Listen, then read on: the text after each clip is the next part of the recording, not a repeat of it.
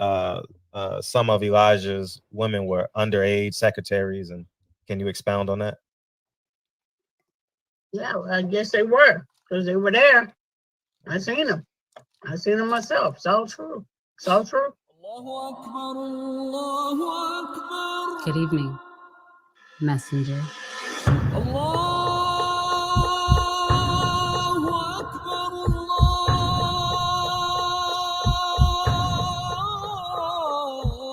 You convinced us that you were the last messenger.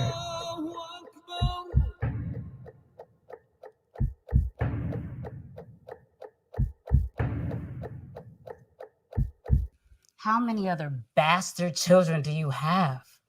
At least 15. At least 15. Barbershop conversation, guys. Feel free. Hit the subscribe button. Hit the subscribe button. The link below, 9 Wise, extraordinary film. I want to say thank you guys for supporting it thus far.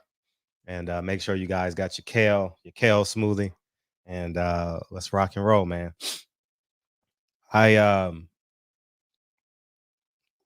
It's not that I didn't know already. Not that I didn't know. But Saturday night was basically confirmation and a primary example of what I've been telling y'all all this time. And if you don't see it now, it's on you. Al Heyman's a scumbag. Al Heyman used our blackness. Al Heyman used our unwavering black support for the black man versus the white man. And to leverage himself in the boxing game to gain as much money as possible.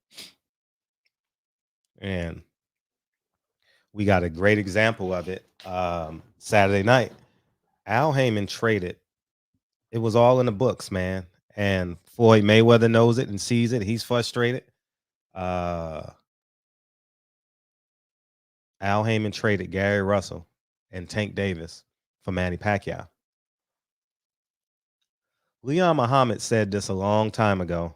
I remember years ago when I was on the Al Heyman train, I was like, man, you crazy, man. Al Heyman going to take over boxing, and he's so many black fighters are going to benefit, and we're going to be able to take the power away from the people that are in power. And 4 years later, ain't nothing changed. People see the ugly truth is people see the Charlo twins, but forget about the Bartholomew brothers, right?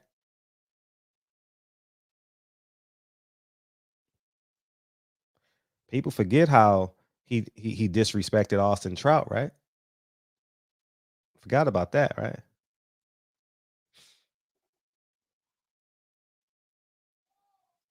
Or Vanes Mar DeRozan, you know. I know he said he wanted to come back, but maybe the grass wasn't greener. It's all the same, y'all. You know, people who use white supremacy as their fuel is gonna blame Bob Arum.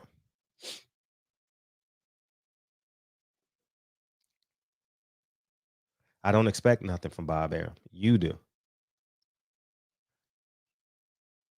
I believe when black men have the ability to make a change, make a difference, they should. And Al Heyman used these guys to become wealthier than he's ever been. Ryan Caldwell, Google the name. Ryan Caldwell, Google the name. Ryan Caldwell, Waddell and Reed. Left Waddell and Reed, got fired. Signed off on the $900 million and then went and worked for PBC with the $900 million. Now you put your common sense cap on.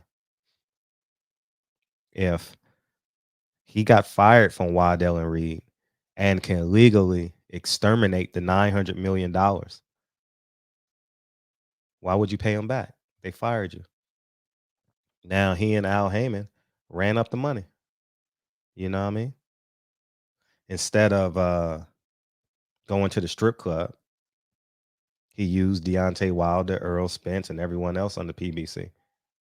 to create a deficit. Hired a great accountant, probably a whole entire firm, probably a whole entire firm to cover up the $900 million. And Al is the manager of the fund, so he gets paid manager's fees. Guess who sets his salary? He does. And now we're stuck in the same spot. Adrian Broner can't get a fight. It'll be a year next week. Adrian Broner hasn't fought. Gary Russell ain't fought in 2 years. Jamal Charlo has had one fight since September 27th, 2020. And they say he's going to fight Canelo with one fight in 22 months. Huh. Y'all don't see it. And now he's hoping and praying Canelo can save him so he could stay afloat. Fox done pulled the money. Steven Espinoza pulled his dates. The next date on Showtime is February 26th. Showtime was doing 2 dates a month. I know, because I was traveling.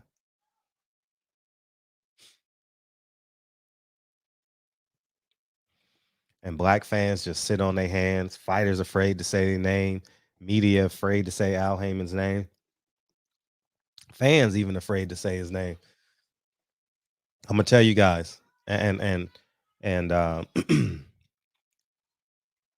he used us.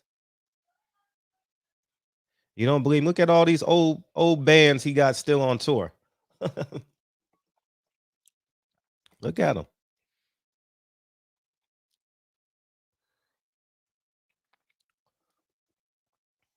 He run amok. Now the 10% up top are gonna be happy. You know, the Deontay Wilders, the Earl Spence, the Charlo brothers, Leo Santa Cruz, they're gonna be happy. But the 80% in the middle and the 90% and the 10% at the bottom, I know, man. I deal with real numbers every day, and I understand business. I understand firms, and I got a great head start on hedge funds and learning about hedge funds. One of my first clients, I want you guys to Google this name and you guys can understand. I learned a great deal about money, about wealth. I would call him for advice when I first got in the stock game in the early 2000s. And he taught me a lot. Mitch Julis, Julis. I trained his son for about 3 years. And I learned a lot. He handles billions of dollars. And he's been rather successful, and it was at that time, well, times before, but you never know who's going to help you. And I have since made millions of dollars with his advice. I should call him. I ain't spoke to him in probably 8-10 years. But I know this hedge fund game. Not the best. I'm not the best at it now. But I know the hedge fund game and my common sense. And I'm gonna hurt your feelings with this. Bob Arum was right when he said he's on a. It sounds uncomfortable coming from a white man, but he used his black card, and now the Bartholomew brothers can't get a fight. Robert Easter can't get a fight, and a host of fighters can't get a fight. Hugo Centeno, he's getting fights wherever he can.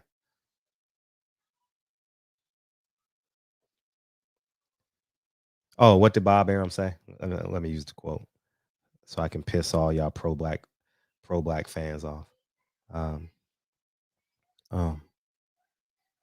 What'd he say? Yeah, he just walk up to the black fighter and say, "Don't go with him. He's the devil," or something like that. He said the same thing about Don King. Remember, How they got how he said Don King got Muhammad Ali from him. Y'all should know these stories. So why are these stories keep repeating themselves? Because we believe Bob Arum has the power. And I'm gonna teach you a story about standing up to people who got the power. I stood up to Bob Arum about a decade ago, and we've worked together ever since.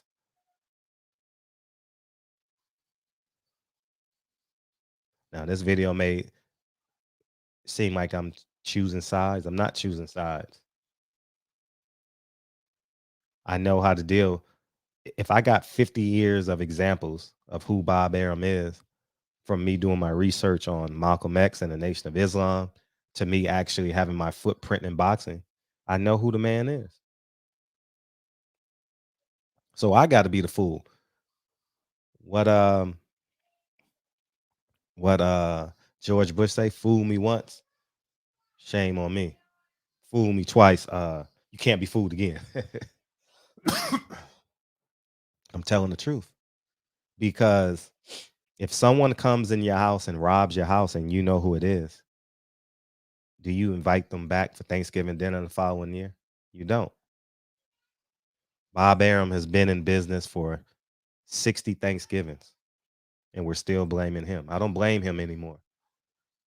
I blame the fool that wants to blame him. I've grown. I've mentally grown. I've grown out of it. I've grown out of not holding myself account. I have to hold myself accountable.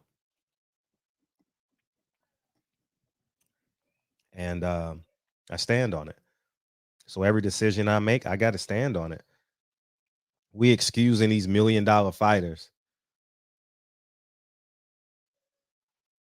Where they do that at? So I wish you guys well. But Al Haymon made a trade. Manny Pacquiao for Tank Davis and Gary Russell. And we didn't see it. I've been on this for all of COVID. I've been awoke for about 2.5 years now, going into 3 years now. The ignorant people gonna call it hate, and that's fine. You can call me a coon. You can say I don't want to be pro-black at all. I have no desire. No desire. I want to be pro-truth because at the end of the day, I was telling someone earlier, the people who have done the most harm in me in boxing are black people.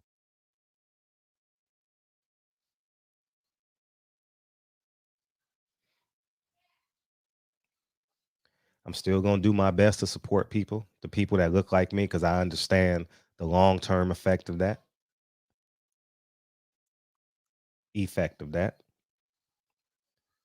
And I'm going to continue to do it.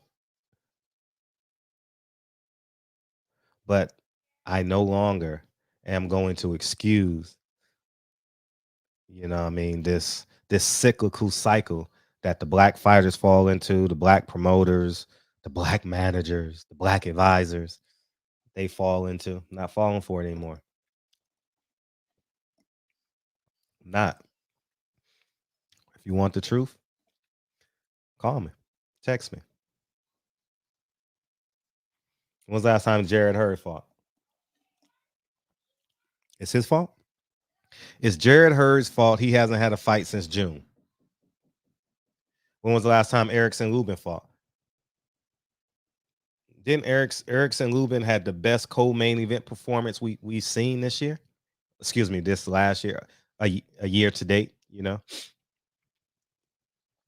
He destroyed Rosario. As good, if not better than Jamel Charlo the year previous.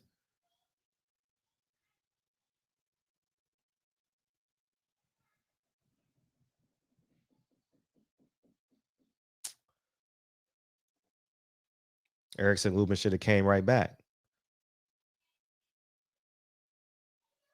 But they flaunting Fortuna around.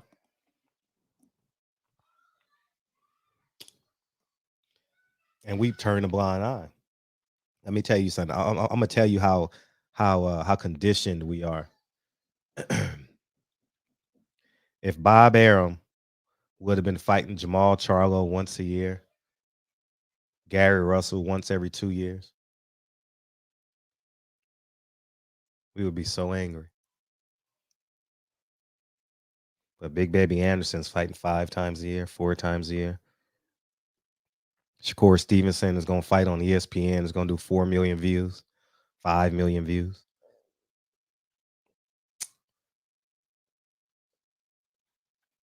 For free. Al Haymon goes for free boxing for all to $75 a month. I look like a fool right now. I like a complete fool. Eddie Hearn started off charging us $10 a month. I like a complete fool right now. Defending Al Haymon and going at Eddie Hearn for $10 a month.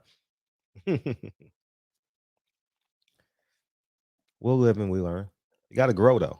You got to grow. Stop blaming. I got to go. Barbershop Conversations. 9 Wives. Click the link below. And we're going in on this subject tonight in the barbershop. And I'll talk to you guys soon. Peace, guys. Hey, what's up?